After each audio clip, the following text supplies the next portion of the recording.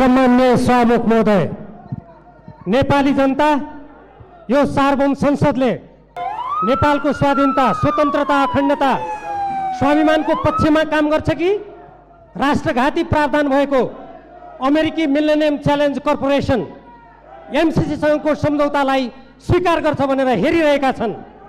पृथ्वीनारायण शाहले यो देशको एकीकरण गरेदेखि कहिले कसैको पनि अधीनमा नगएको नेपाल आज हाम्रो संविधान मिचिने, हाम्रो कानुन मिचिने, हाम्रो भूभागमा विदेशी कम्पनीको नियन्त्रण हुने, हाम्रो स्वतन्त्र परराष्ट्र नीतिमा आघात पर्ने जस्तो सम्झौतालाई कसरी यो नेपाली जनताको स्वाधीन स्वतन्त्र नेपाली जनताको प्रतिनिधित्व गर्ने यो सार्वभौम संसदमा राजनीतिक दलको बीचमा सहमति नभई यो एउटा प्रमुख राजनीतिक दल विपक्षी पार्टीले विरोध गरिरहेको अवस्थामा यो टेबल कसरी भयो?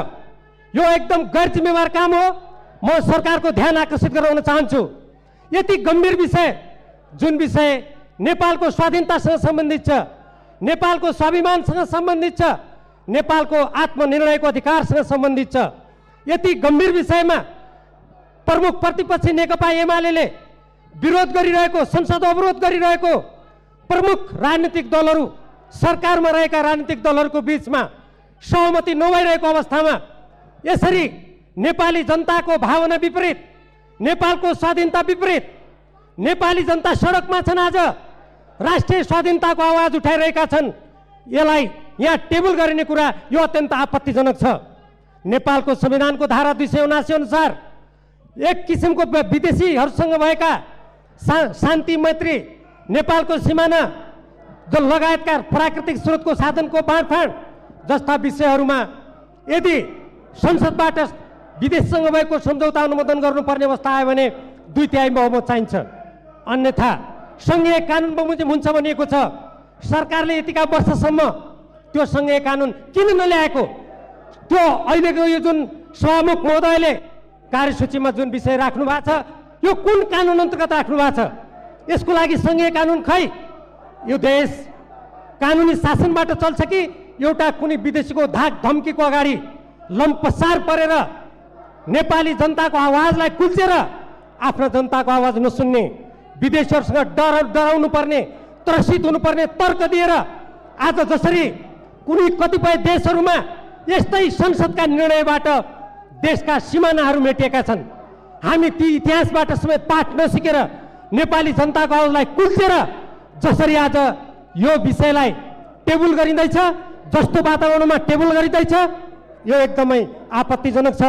यो स्वतन्त्र स्वाधीन सार्वभौम नेपाली जनताको अपमान हो, यो संसदको अपमान हो, यसको विशेषाधिकारको अपमान हो। यस्तो यो टेबल ल्याउने काम बन्द गरियोस् भनेर म सम्पूर्ण देशभक्त नेपालीहरूको तर्फबाट जोरदार आवाज उठाउन चाहन्छु। धन्यवाद।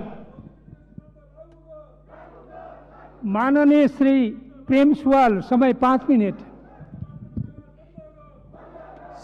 सभामुख महोदय, यो विषय मिलेनियम च्यालेन्जको जुन यहाँ प्रस्ताव आएको छ, सम्झौता, एमसीसी सम्झौता, यो अमेरिकी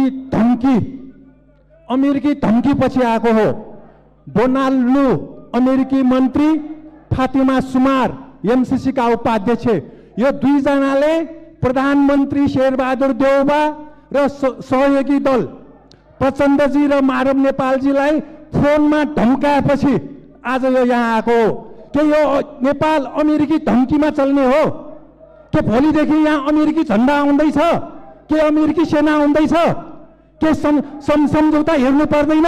के नेपाली कङ्ग्रेसले अब हामी नेपाली होइन भन्ने भयो? यो जनताको प्रश्न हो। यदि नेपाली कङ्ग्रेसले आफूलाई नेपाली जनता हो भन्ने हो भने अमेरिकी मन्त्रीलाई भन्नुपर्छ, हाम्रो प्रधानमन्त्रीलाई किन धम्की दिएको? एमसीसी सम्झौताको दफा 2.7 मा अमेरिकी कानुन र अमेरिकी नीतिलाई विरोध गर्न नपाउने भनेर किन सही भयो? दफा 4.2 मा एमसीसी का सहायक उपाध्यक्ष, अपरेसन विभागका सहायक उपाध्यक्षलाई एसिया, पेसिफिक, ल्याटिन अमेरिका, युरोपको अतिरिक्त प्रतिनिधि नियुक्ति गर्ने उल्लेख छ। दुई देशको सम्झौतामा युरोप, ल्याटिन अमेरिका, एसिया, पेसिफिकको कुरा कहाँबाट आयो? किन आयो? यो अमेरिकी सैन्य मोर्चा हो हिन्द प्रशान्त क्षेत्रमा। त्यसकारण यो सम्झौतामा सही गराइसकेको छ। हामीले सही गर्नुहुने मन्त्रीज्यूलाई पनि यहाँ स्पष्टीकरण लिनुपर्छ। यस्तो दफा अध्ययन नगरिकन किन सही गर्नुभयो? र त्यसपछि दफा 6.8 मा एमसीसी को हैसियत भनेको नेपाली जनता मरे पनि मृत्यु भए पनि कतै उजुरी दिन नपाउने भनेर लेखिएको छ। एमसीसी को कारण नेपाली जनताको मृत्यु भएपछि उजुरी दिन नपाउने के यो अर्को फाँसीवाद होइन? तानाशाह होइन? अमेरिकी फाँसीवाद र तानाशाह नेपालमा किन ल्याउँदैछ? यो मन्त्रीज्यूसँग हामीले स्पष्टीकरण लिनु आवश्यक छ। मन्त्रीज्यूलाई प्रधानमन्त्रीज्यूले किन यस्तो दस्तावेजमा सही छाप गर्नको लागि पठाउनु भएको प्रधानमन्त्रीज्यूसँग पनि सोध्नु आवश्यक छ। एमसीसी को दफा 7.1 मा नेपालको कानुन र एमसीसी सम्झौता बाँझिएमा प्रस्तुत सम्झौता लागू हुनेछ। नेपालको कानुन संविधान ऐन सबै काम नलाग्ने यो सम्झौता यसैले संसदबाट पारित हुँदैछ। यस्तो सम्झौता हामीले पास गर्न मिल्दैन, पेश गर्न मिल्दैन यहाँ। त्यसकारण खारेज हुनुपर्छ र यसको अनुसूची क मा व्यापक राजनीतिक सहमति। कसरी छ व्यापक राजनीतिक सहमति? नेपाली कांग्रेसले अगाडि बढाउनेमा माओवादीका तत्कालीन प्रधानमन्त्री बाबुरामजीले यसलाई सुरु गर्दैमा कसरी व्यापक राजनीतिक सहमति हुन्छ? यो व्यापक राजनीतिक सहमति छैन, यो सम्झौतामा लेखिएको छ। यो सम्झौताको अनुसूची क मा व्यापक राजनीतिक सहमति भएको भनेर लेखिएको छ। यो गलत हो, यो झुट हो। र अनुसूची 5 क मा एमसीसी लाई चित्त बुझ्ने योजना नेपाल सरकारले पेश गर्ने, त्यस्तो योजनामा भारत सरकारको समर्थन हुनुपर्ने। अमेरिका र नेपालको सम्झौतामा भारत सरकारको समर्थन किन चाहियो? यो के हो? यो त्रिदेशीय हो कि बहुदेशीय हो कि द्विदेशीय हो कि? यस्ता सबै विषय स्पष्ट नभइकन यो अगाडि बढाउन मिल्दैन। एमसीसी को वेबसाइटमा लेखिएको छ यो लगानी हो, इन्भेस्टमेन्ट। यो के हो? लगानी हो अमेरिकाको। यो अमेरिकन इन्ट्रेस्ट हो, अमेरिकाको स्वार्थ हो भनेर लेखिएको छ। यहाँ छ वेबसाइटमा भएको एमसीसी बारे यहाँ लेखिएको छ। यो अमेरिकन लगानी हो, यो सहयोग होइन, यो अनुदान होइन। यहाँ लेखिएको छ these investments not only support stability and prosperity in partner countries but also enhance American interest. अमेरिकी स्वार्थलाई अगाडि बढाउने हो एमसीसी भनेको। त्यो संस्थासँग नेपाल सरकारले किन सम्झौता गर्यो? गर्न मिल्दैन। र यो हाम्रो सम्झौतामा एमसीसीबाट प्राप्त 50 करोड डलरले 2 करोड 40 लाखको जीवन सुख हुने रे। 50 करोड डलरले जीवन सुख हुन्छ? वर्षको 10 खर्ब रुपियाँ हाम्रो रेमिटेन्स आउँछ। खोइ नेपाली जनताले सुख पायो? 50 करोडले नेपाली 2 करोड 40 लाखको सुख हुने होइन। यो पनि झुट हो। र हामीले अमेरिकाबाट सिक्नुपर्छ एउटा कुरा। अमेरिकी स्वतन्त्रता आन्दोलनको बेला त्यहाँका अमेरिकीहरूले बेलायती साम्राज्यवादलाई समर्थन गर्यो। त्यस्ता अमेरिकीहरू 1 लाखलाई अमेरिकी जनताले अमेरिकाबाट निकालिदियो, बेलायत थपाइदियो। त्यसकारण एमसीसी सम्झौता गर्नेहरूले होस पुर्याउनु पर्छ। नेपाली जनताले अमेरिकाबाट सिकेका छन्, देशद्रोहीहरूलाई नेपालमा राख्दैनन्। यो पनि विचार गर्नु। यो अमेरिकी स्वतन्त्रता आन्दोलनको कुरा हो। अमेरिकी स्वतन्त्रता आन्दोलनपछि बेलायती साम्राज्यवाद समर्थक 1 लाख अमेरिकीहरूलाई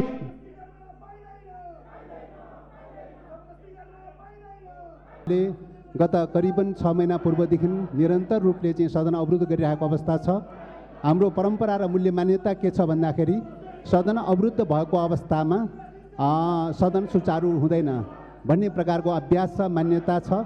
यो लोकतान्त्रिक विधि पनि हो, मान्यता पनि हो। त्यसकारणले सदन अवरुद्ध भइरहेको अवस्थामा कुनै पनि महत्त्वपूर्ण एजेन्डाहरू, कार्यसूचीहरू छलफल चल्न नसक्ने अवस्था भएको हुनाले प्रतिनिधि सभामा विगत कालदेखि झन्डै 42 वटा विधेयकहरू पाइपलाइनमा छ, छलफल गर्न पाएको छैन। कुनै पनि विधेयकमा छलफल गर्न पाएको छैन। तर आज यो अवस्थामा सदन सुचारू नभएको अवस्थामा जसरी कार्यसूची आएको छ, एमसीसी सम्बन्धी कार्यसूची आएको छ, एमसीसी सम्बन्धी कार्यसूचीको बारेमा हामीले विगत कालदेखि नै भन्दै आइरहेका छौँ कि एमसीसीमा गम्भीर प्रकारका राष्ट्रिय हित प्रतिकूलका, राष्ट्रिय स्वाधीनतालाई प्रतिकूल पर्ने प्रकारका प्रावधानहरू चाहिँ छन्। त्यसकारणले एमसीसी सम्झौतालाई यसलाई परिमार्जन गर्नुपर्छ, संशोधन गर्नुपर्छ, अनि मात्र यो प्रक्रिया अगाडि बढ्न सक्छ भनेर हाम्रो दलले भन्दै आइरहेको विषय हो। तर यसमा अहिलेसम्म संशोधन भएको छैन र संशोधन नभएको स्थितिमा चाहिँ अहिले प्रक्रिया अगाडि बढाउनका लागि चाहिँ तपाईँको सन्धि सम्झौता सम्बन्धी संविधानले व्यवस्था गरेको 189 को चाहिँ दफामा तपाईँ धारामा जुन खालको व्यवस्था छ त्यसको प्रतिकूल पनि छ, त्यससँग मेल खाँदैन र सन्धि ऐन 2047 सालको चाहिँ प्रावधानसँग पनि मेल खाँदैन र यो चाहिँ आर्थिक सम्झौता सम्बन्धी विषयमा, आर्थिक अनुदान सम्बन्धी सम्झौता सम्बन्धी विषयमा सदनमा अनुमोदन गराउने खालको विगत कालको प्र्याक्टिस पनि छैन। विगत कालमा थुप्रै 50औँवटा चाहिँ आर्थिक सहायता सम्बन्धी सम्झौताहरू नेपाल सरकारले गरेको छ, तर कुनै पनि सदनमा टेबल गरेर कार्यान्वयन अनुमोदन गर्ने परम्परा छैन। त्यो परम्परा पनि प्रतिकूल छ। चौथो कुरा चाहिँ सम्झौतामा यो सदनमा टेबल गर्ने र अनुमोदन गर्ने भन्ने व्यवस्था पनि छैन।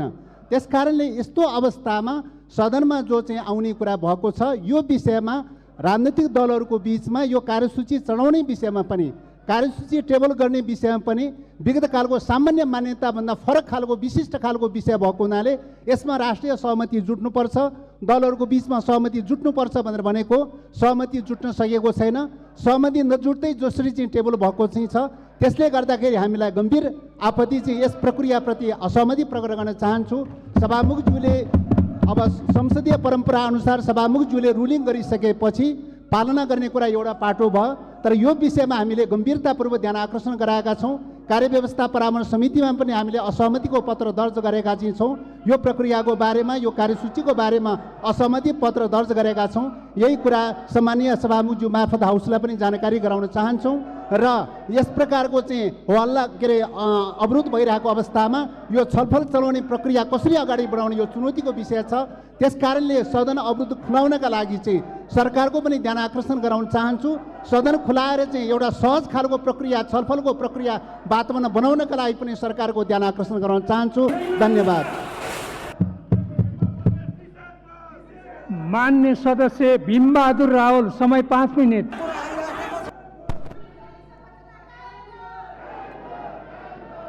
आज राष्ट्रियताको सवाल जटिल बन्दै गइरहेको छ। एमसीसी को कुरा, मिलेनियम च्यालेन्ज कर्पोरेसन जसको ऐन नै त्यसका सम्झौताहरू पनि सहकक्षको बीचमा भएको सम्झौता होइन, त्यो एउटा सहकक्षको बीचमा भएको सम्झौता पनि होइन। यदि यो सहयोग नै हो भने त्यसलाई त्यही प्रकारले विगतमा अमेरिकाले पनि दिएको सहयोग छ, थुप्रै देशहरूले दिएको सहयोग छ, तर सदनबाट पास गर्न पर्ने बाध्यता थिएन। त्यो आज किन सदनबाट पास गर्न पर्ने बाध्यता भयो त सभामुख महोदय? यो अत्यन्त जटिल छ। स्वयं सम्झौता पत्रमै उल्लेखित छ, सम्बन्धित पक्ष र कुनै पनि देशको ऐनसम्म बाज्यो भनेदेखि त्यो एमसीसी को कानुन त्यो माथि हुनेछ भनेको, त्यसको कानुन लागू हुनेछ भनेर त्यो सम्झौतामै स्पष्ट लेखिएको छ। हाम्रो ऐनभन्दा, हाम्रो कानुन, हाम्रो संविधानभन्दा माथि एमसीसी को कानुन लागू हुनेछ। त्यसरी जाने कुरालाई सामान्य सहयोग, यो 55 अरबको कुरा ठुलो कुरा होइन। यस्ता थुप्रै भ्रष्टाचारलाई न्यूनीकरण गर्ने हो भनेदेखि, आज कर कतिपय संस्थाहरूले नदिएको करहरूलाई न्यूनीकरण गर्ने हो भने, लिने हो भनेदेखि त्यो चल्न सक्छ सभामुख महोदय। तर देश पैसासँग साट्न सकिँदैन, सार्वभौमिकता पैसासँग साट्न सकिँदैन। त्यसैले सभामुख महोदय, यो एमसीसी कुनै पनि प्रावधानबाट यो टेबल गरिनु हुँदैन, यसलाई खारेजी गराउनुपर्छ। जसरी श्रीलङ्काले एमसीसीलाई फिर्ता पठाएको थियो त्यसरी हामीले पनि यसलाई खारेज गर्नुपर्छ। यो कसको बलमा ल्याइएको हो सभामुख महोदय?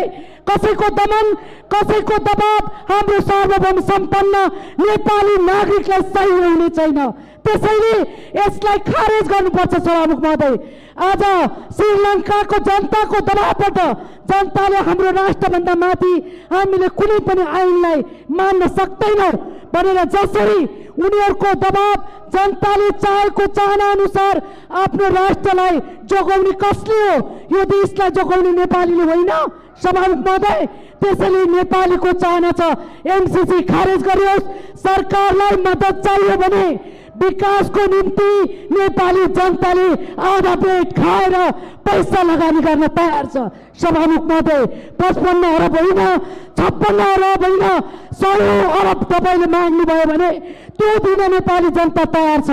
त्यसैले यो एमसीसी कुनै पनि हालतमा टेबल गरिनु हुँदैन, यसलाई खारेज गर्नुपर्छ सभामुख महोदय।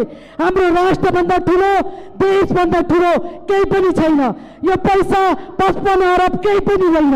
त्यसैले सम्मानीय सभामुख महोदय, यस्तो जटिल परिस्थितिमा जब नेपाली जनताले हामीलाई चाहिँदैन, सरकारलाई चाहिएको सहयोग हामी गर्न सक्छौँ। हाम्रो भूमिको विकास गर्नको निम्ति हामीले आधा पेट खाएर पैसा उठाएर सरकारलाई बुझाउन सक्छौँ भनेर नेपाली जनता आज सडकमा उत्रेको छ। यसको विरोधमा आगो बोलेको छ। घरमा खाना नपकाएर आगो निभाएर आगो रोडमा बोलेको छ। यस्तो स्थितिमा राष्ट्रियताको सवाललाई विशेष गरिकन गम्भीरता खोइ, त्यो प्रति गम्भीरता खोइ सरकारको, त्यो गम्भीरता चाहिँ आज देखाउनु पर्छ सभामुख महोदय। त्यसैले सम्मानीय सभामुख महोदय, यो आवाज एउटा पार्टीको होइन, यो आवाज नेपाली जनताको, यो माग नेपाली जनताको। त्यसैले यो चिजलाई मध्यनजर गर्दै सम्मानीय सभामुख महोदय, यो एमसीसीलाई खारेज गर्नुहोस्, यसलाई फिर्ता पठाउनुहोस्। यही नै सम्मानित हुनेछ, यही नै राष्ट्रको हितमा हुनेछ।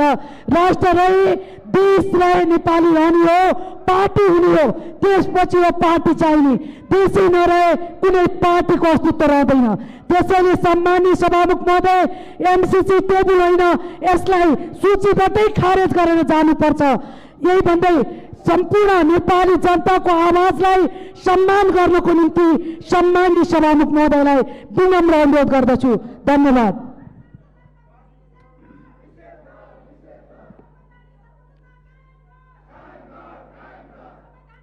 माननीय सदस्यहरू, विगत लामो समयदेखि जारी अवरोधका कारण संसद सुचारू हुन सकिरहेको छैन।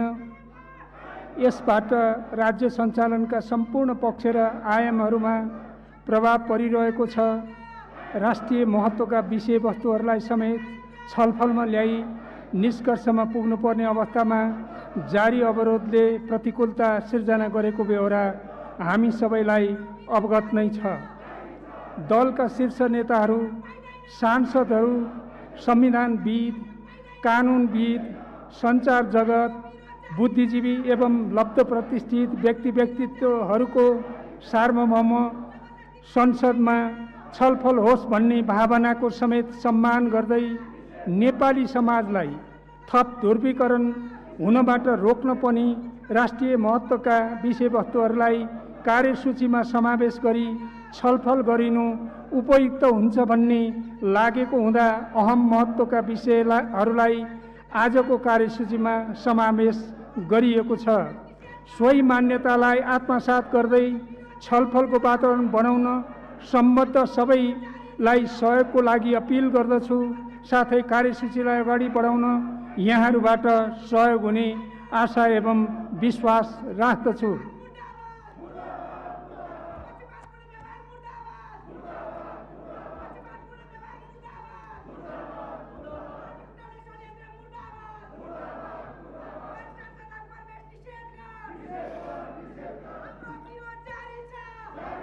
मान्य सदस्यहरू, अब प्रतिनिधि सभाका सचिव श्री गोपालनाथ योगीलाई लोकसेवा आयोग विधेयक 2075 का सम्बन्धमा राष्ट्रिय सभाबाट संशोधनसहित प्राप्त सन्देश टेबल गर्न अनुमति दिन्छु।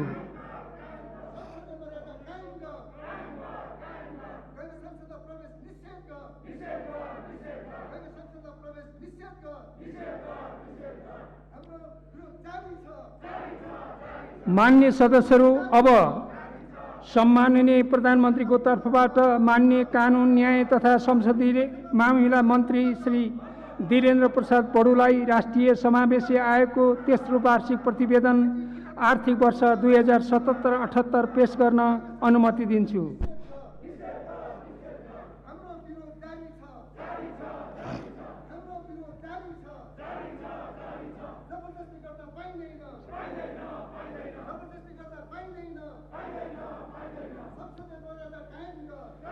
सम्माननीय सभामुख महोदयको अनुमतिले नेपालको संविधानको धारा 294 बमोजिम राष्ट्रिय समावेशी आयोगको तेस्रो वार्षिक प्रतिवेदन आर्थिक वर्ष 2077-78 सदन समक्ष प्रस्तुत गर्दछु। हस्, धन्यवाद।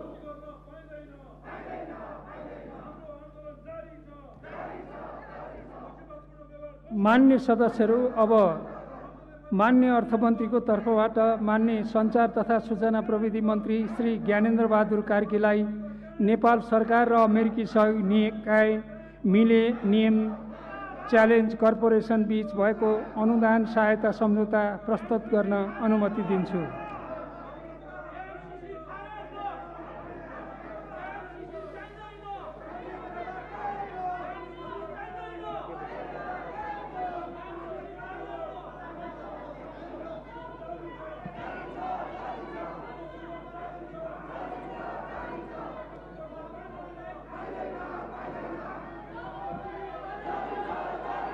सम्माननीय सभामुख महोदय, सन्धि ऐन 2047 को दफा 4 को व्यवस्था बमोजिम नेपाल सरकार मन्त्री परिषदले मिति 2075-10-25 में नेपाल सरकार र अमेरिकी सहयोग निकाय मिलेनियम च्यालेन्ज कर्पोरेसन MCC बीच भएको अनुदान सम्झौता मिलेनियम च्यालेन्ज कम्प्याक्टलाई अनुमोदन गर्नका लागि सङ्घीय संसदमा पेश गर्न अर्थ मन्त्रालयलाई स्वीकृति दिने निर्णय गरे अनुरूप नेपालको संविधानको धारा 279 बमोजिम प्रतिनिधि सभाको साधारण बहुमतबाट सम्झौता अनुमोदन गर्नका लागि तत्कालीन अर्थमन्त्री डाक्टर युवराज खतिवडाले सम्मानित सदन समक्ष प्रस्ताव पेश गर्नुभएको मान्य सदस्यहरूलाई